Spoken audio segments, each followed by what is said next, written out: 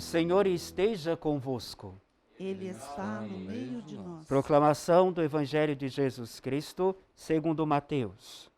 Glória a vós, Senhor. Naquele tempo, disse Jesus aos seus discípulos: Quando orardes, não usei muitas palavras como fazem os pagãos. Eles pensam que serão ouvidos por força das muitas palavras. Não sejais como eles, pois o vosso Pai sabe o que precisais. Muito antes do que pensais, vós deveis rezar assim: Pai nosso que estais nos céus, santificado seja o teu nome. Venha a nós o teu reino, seja feita a tua vontade, assim na terra como nos céus. O pão nosso de cada dia dai-nos hoje. Perdoai as nossas ofensas, assim como nós perdoamos a quem nos tem ofendido. E não deixei-nos cair em tentação, mas livrai-nos do mal. De fato, se perdoardes os homens e as faltas que eles cometeram, vosso Pai que estais no céu também vos perdoará. Mas se vós não perdoardes os homens, vosso Pai não perdoará as faltas que vos cometestes.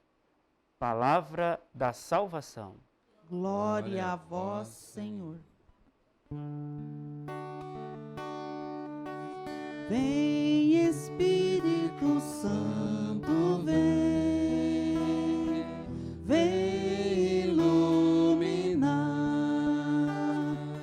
Vem, Espírito Santo, vem, vem iluminar.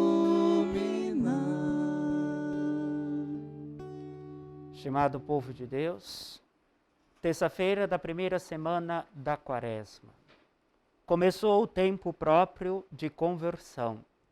É claro que todos os dias na vida do cristão deve ser o processo de conversão.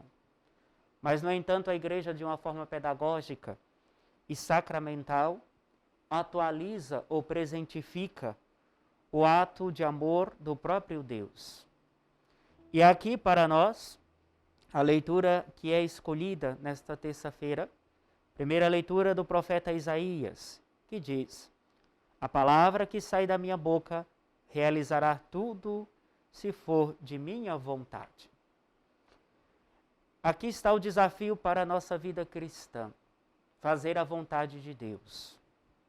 Realizar o projeto do qual Ele mesmo traçou para nos devolver aquilo que nós perdemos no paraíso, que era a convivência com Ele. Pois bem, para que faça germinar o projeto de Deus e a salvação em nossa vida, é necessário estar em caminhada na assembleia do povo de Deus, na aliança feita com Ele. Não tem como se salvar se não estiver dentro deste corpo que nós chamamos de igreja. Fora desta comunidade cristã, facilmente nos perdemos. Não é que Deus não tenha força para nos salvar, Ele tem. É fato, Ele tudo pode realizar. Mas como Ele não quer ferir a nossa liberdade, Ele escolheu uma caminhada para nós e traçou já este roteiro. Infelizmente, a gente vai dando desculpas pelo meio do caminho para fugir desta rota, porque não queremos fazer a vontade de Deus, mas a nossa. E aqui entra a oração, do qual ele nos ensina no Evangelho de hoje, de São Mateus. Não useis muitas palavras, diz ele. Às vezes, na nossa oração, a gente quer convencer Deus para Ele mudar a vontade dEle no projeto, acima de nossa vontade. E deve ser justamente ao contrário. A oração é para nos impulsionar e é para nos ajudar a podar aquilo que em nós é vontade humana para viver a vontade divina. E entra aqui a oração do Pai Nosso. Como nós rezamos: Pai Nosso, venha a nós o teu reino. Como é difícil deixar o reino de Deus acontecer. Primeira tentação no deserto: te darei todo este reino se fizeres ou se ajoelhares diante de mim. Quão nós fraquejamos nesta tentação. O reino de Deus, que é o projeto para nos salvar, se torna um projeto às vezes de perdição com as nossas atitudes. Porque no ato livre de escolha, e Deus nunca vai ferir esta escolha, nós caímos nesta tentação. Depois, seja feita a tua vontade, assim na terra como no céu. Quer dizer, já experimentamos a vontade de Deus já aqui. O reino já começa aqui. Enquanto igreja peregrina, nós vamos experimentando o reino de Deus no servir, no amar, no cuidar, no respeitar, no viver as virtudes do qual Ele nos convida, as virtudes evangélicas. E estas virtudes precisam então organizar as desordens, as paixões e os vícios que carregamos em nossa existência. Outro ato. O pão nosso de cada dia, dai-nos hoje. Às vezes, egoisticamente, nós queremos os bens em abundância. E estes bens em abundância, nós deixamos os outros perecer de forma egoísta. Muitos passam fome no pão nosso de cada dia, na matéria. Mas também aqui está a Eucaristia, o pão do céu, alimento vivo e verdadeiro que alimenta a alma para fortificar também o corpo. É o casamento perfeito da união da humanidade com seu Senhor.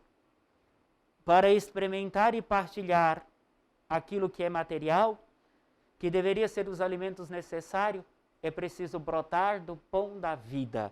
E o pão da vida é o Cristo que se doa no altar, semanalmente, dominicalmente, diariamente na Eucaristia. Depois, outro pedido. Não deixei-vos cair em tentação, porque assim perdoamos as ofensas de cada dia.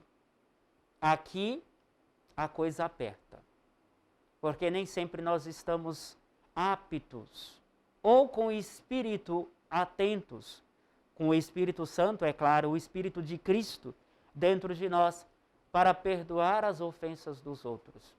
É aquilo que ele fez na cruz, quando o bom ladrão reza dizendo ao mau ladrão, veja, ou também para o sumo sacerdote, veja, ele ora por vocês. Como é difícil parar. Quantas vezes agimos como esses sumos sacerdotes, que não paramos para ouvir, porque achamos que estamos no projeto.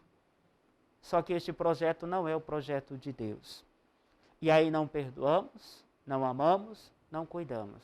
Nos ferimos, nos machucamos e machucamos os outros, porque estamos ofendidos. E ofertamos essas ofensas aos outros. Depois, livrai-nos do mal, da tentação. Livrai-nos do mal quer dizer livrar do inimigo de Deus. Satanás não cochila. Ele é o tentador por excelência. É claro que a culpa não é apenas dele. Também é nossa por darmos abertura a ele, para deixar-nos envolver pelas tentações e as seduções que ele apresenta para nós. Pois ele é o mal que habita nos ares, como diz a carta de São Paulo. Se perdoardes verdadeiramente os homens, as faltas deles cometido, vosso Pai que estais no céu também vos perdoará. Porque automaticamente, quando nós, humildemente, com o coração contrito, perdoamos aqueles que nos ofenderam, automaticamente nós vamos buscando as virtudes, crescendo na ascese do deserto da vida. Do deserto, não apenas do espaço físico, mas do deserto existencial, para experimentar no perdão a graça de Deus. A palavra homens na Sagrada Escritura significa humanidade. Não é no sentido masculino, mas é da humanidade decaída. E esta humanidade precisa da graça do Cristo para revigorar as suas forças. E aqui não adianta, como foi dito no início, muitas palavras para convencer a Deus. Basta esta para viver a graça. Basta o coração sincero, humilde, dobrado diante da vontade de Deus para alcançar a misericórdia e a salvação. É para isso, meus irmãos, que as leituras vão nesses dias nos direcionando, nos impulsionando e ajudando a alcançar na Páscoa definitiva o céu. Que nosso Senhor nos ajude, que a sua palavra penetre em nossos corações, pensamento, corpo e alma, para exalarmos o perfume de Cristo em meio aos nossos irmãos. Louvado seja nosso Senhor Jesus Cristo.